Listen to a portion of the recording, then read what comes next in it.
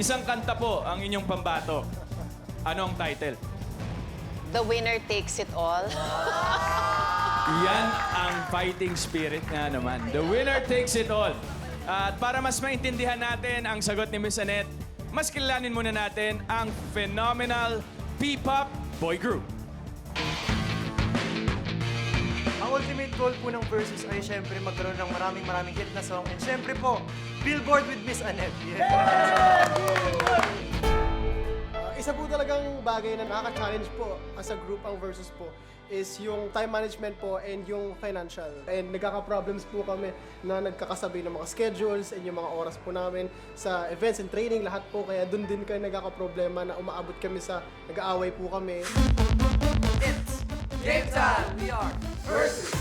Versus is such a good group. Alam mo, kailangan talaga natin isupport ang sariling atin, ang P-pop, para talagang sumikat na tayo sa buong mundo. Versus is very passionate sa kanilang craft and gusto talaga nilang makilala ang P-pop in the world stage. They're ready to take the battle stage. Ang pambato ko sa Battle to the Top ay ang P-pop boy group Versus. Yun na nga, ang Versus! At, teka, parang kanina napansin ko dun sa screen, nag-pictorial po yata kayo. Tama ba, Miss Annette? Tama ba? Nag-pictorial kayo? Yes po. Actually ko po kasi gusto po namin yung performance namin. Meron po siyang storya na hindi lang po kami kakanta.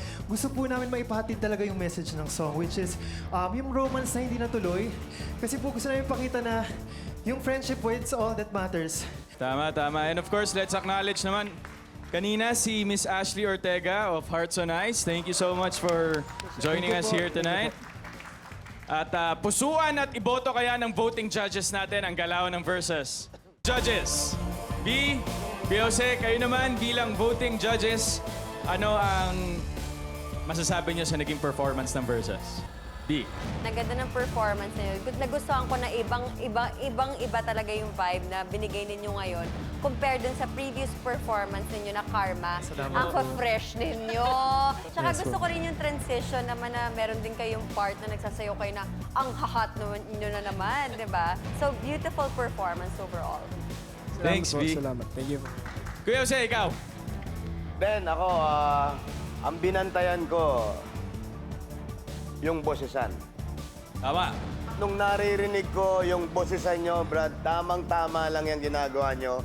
Walang sumasapaw, nagpapakiramdaman kayo, ginagamitan nyo na ng tenga.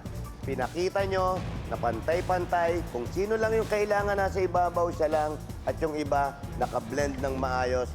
Very good sa akin. Salamat po. Thank you, Kuya Jose.